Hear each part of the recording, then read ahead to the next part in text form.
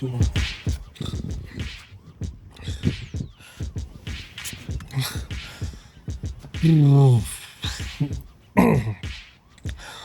good morning, good afternoon, and good evening, depending on when you're watching this video.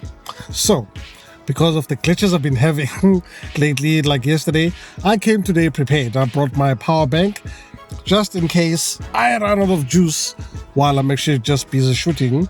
And if you hear a bit of like gale force, please don't mind it. That's literally just some fresh air that I actually need to breathe, because as much as Cape Town is very windy, it's also actually very hot. So in today's episode, I'm gonna speak on something, have a conversation on something that actually affects, I think, literally almost 100% of every person in the world. And that is actually music, where I touch on specifically about the music industry and what I think of it. But before I start, just want to set a scene again. I'm back at the beach. I'm actually going to show you the view that I'm looking at, which is, if you look right there, it's actually Table Mountain, with its famous tablecloth today because it's windy. So that's the southeasterly wind that's coming through. And also there's a bit of kite surfing that is also going on around. And then if you look onto the right hand side, just behind that ship right there, that's actually where Robben Island is situated. So I've set the scene. But I just want to talk today about the music industry and how we've heard over time, like almost for years, about exploitation, especially regarding the artists. The 360 so-called deals made famous by TLC, which for me, it's quite interesting to think of. Like, TLC is a very 1990s to early 2000s group, but what they were experiencing then, people are still experiencing now. And they were also not the first ones to experience it. It's been happening, but it looks like it seems to be getting worse, where you have studios and distributors whose sole job is actually to help the artists, to become global brands. At the same time, they actually exploiting them.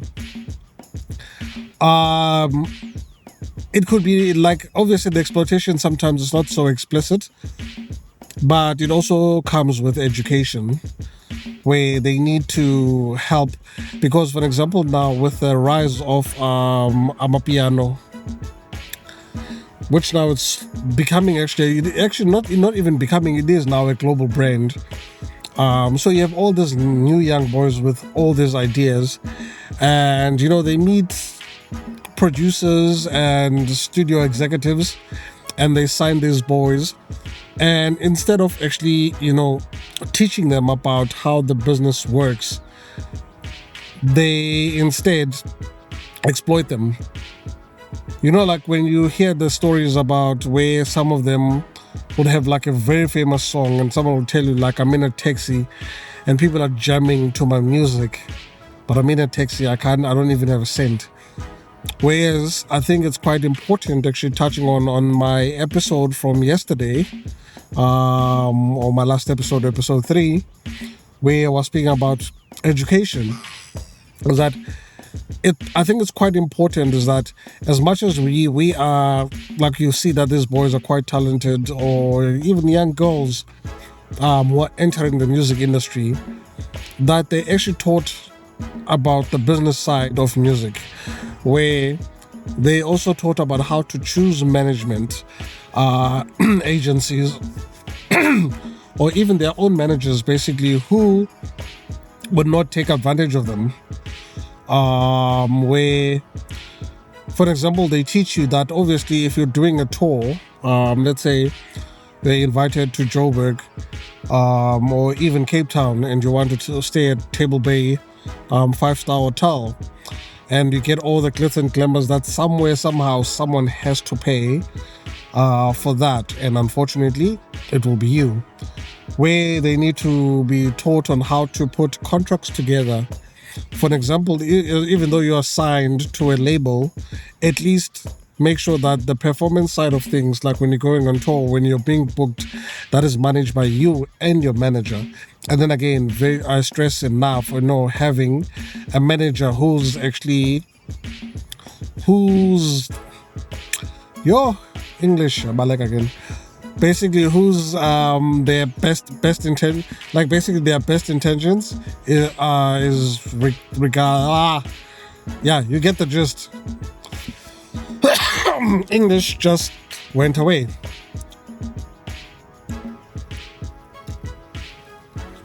But the term is basically managers whose best intentions actually are about your success.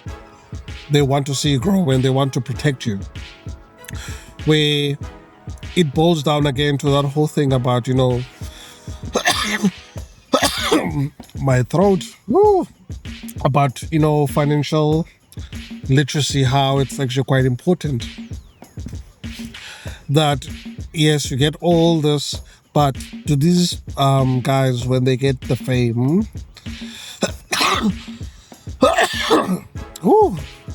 and hopefully the money, that they actually taught on how to deal with it. Because it's hurtful actually to hear, like in music with the great beat and the great sound, only to find out the artists actually, they're getting almost nothing. I mean, if you think about it, artists already, they are on the short end stick. Why do they pick the short end stick when it comes to, in terms of payments and in their careers and bookings? Unlike a 9-to-5 business, bookings, maybe there'll be 3 or 4 bookings a month, and that has to sustain themselves. They have to sustain themselves through those bookings. So, for example, if they are taught, and also even like the banking sector could actually work with them in terms of, so that these people can also be able to get mortgage loans for houses and even like for cars. That's really, really important, and it's something actually that we overlook. But then again, we need to go back to the artists. They like to brag. I know it's a whole thing of like, people need to see my success. I can tell you right now for free,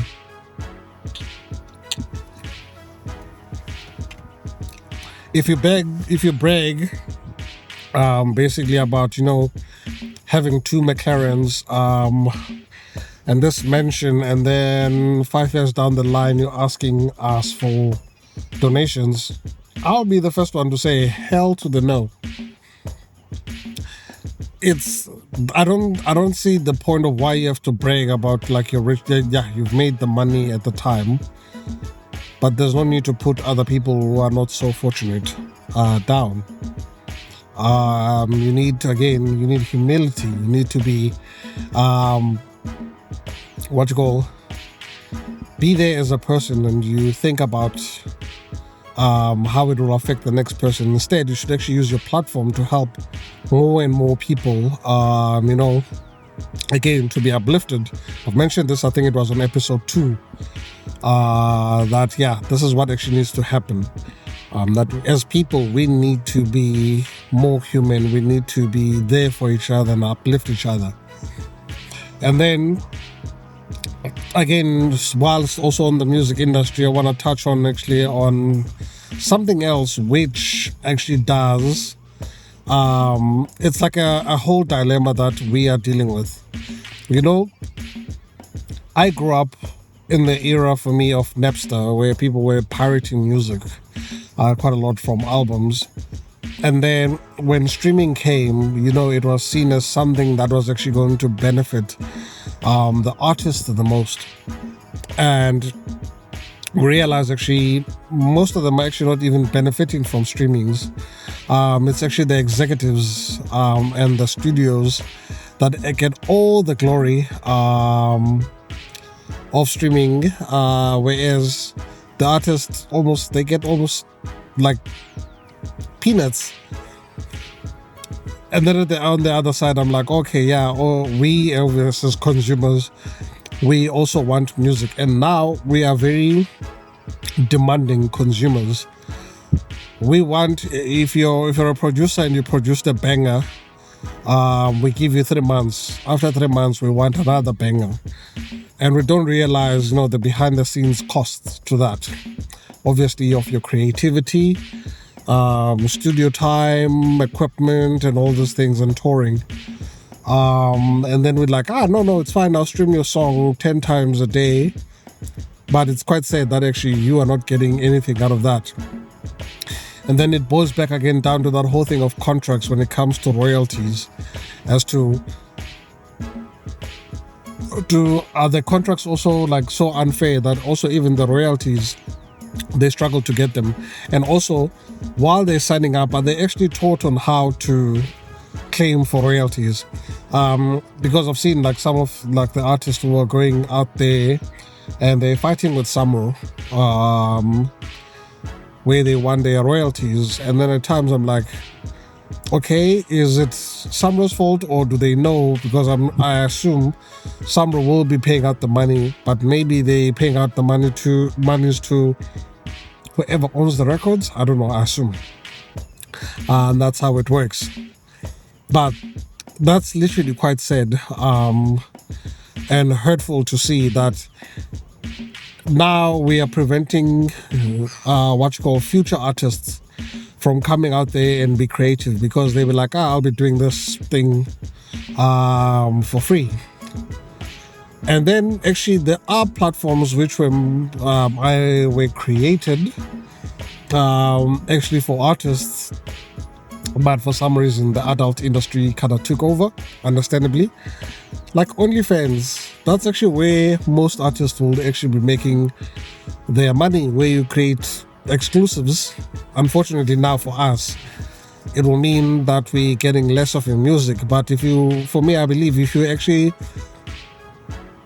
free ideas actually that you can do, where you can create a whole entire concert specifically for your OnlyFans, for them to access your music, and at least you know that that's money, most of it is coming to you. And also again, it boils down to that thing that if you can stay as independent as possible, but also learn about the music industry. Now you don't really need in this day and age an entire company. I mean, with all the information that's available out there now and all the social media platforms, I believe as an artist you can get yourself out there and people coming to your shows. But obviously you'll be fighting giants. But according to the Bible, David defeated Goliath, so chances are you can also do the same, where you can advertise your own music, and then you just put a date that, hey, on a certain date I'm gonna be live on OnlyFans. That way then you also take away the stigma of, I know quite a lot of like other artists who are outside of the adult industry who would benefit a lot from the OnlyFans platform, but because of the stigma that the platform has, they're not benefiting as much. So yeah, I really think for me, when it comes to the music industry, they need to... I hope the guy's okay. Okay, it's okay. No, because this guy's kite surfing in front of me, and this one just face first, here's another one. Face first, but at least it's water, not concrete, so that's not bad. So that's why, again, boiling back to my previous episode, education is quite very important for anyone, especially any artist who wants to take on, especially in the music industry. First, as much as you're creating the music, also learn how the music works, where you also build a team around you. The team, obviously, even though they're working for you, but be a team where everyone, like in your entourage. For me, I don't believe of having an entourage of just people just chilling there and having all the good time, but have an entourage of everyone in your team should be a specialist in something. If you have an entourage, for me, you should have obviously your manager, who's there. If you have a stylist, have your stylist there with you. If you have a publicist, who could also be your manager, they must also be part of your entourage. Your social media person and your photographer, your videographers. Those for me are like people that are so crucial. And then also if you have a lawyer friend, also do ask them to assist. For example, especially when it comes to signing contracts and everything, and then put your music as widely as possible.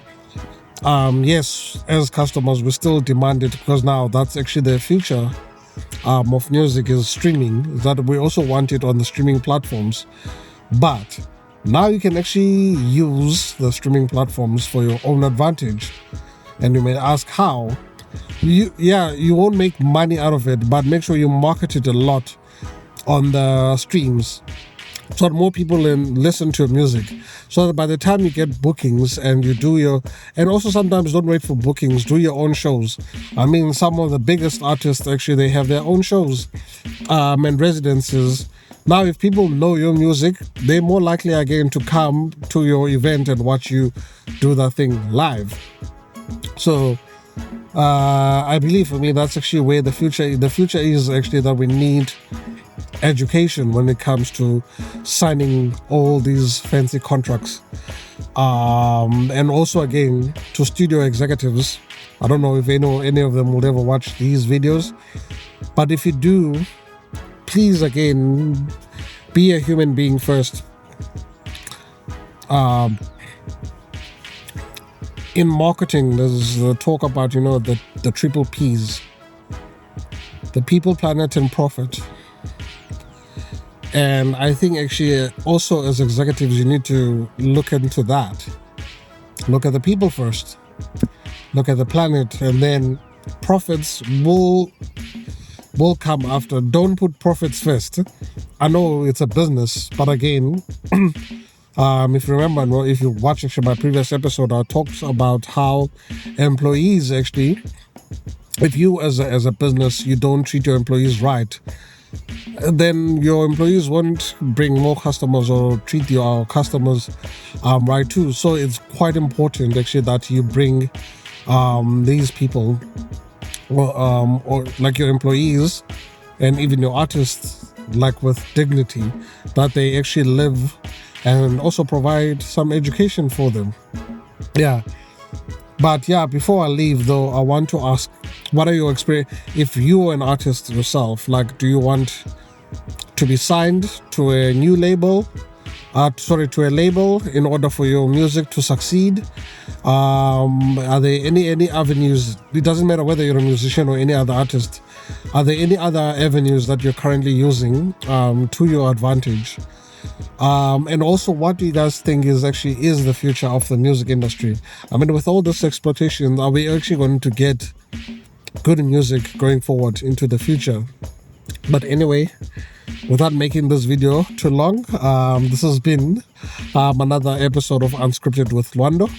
And I'll definitely see you on the next one. Have a good day wherever you are.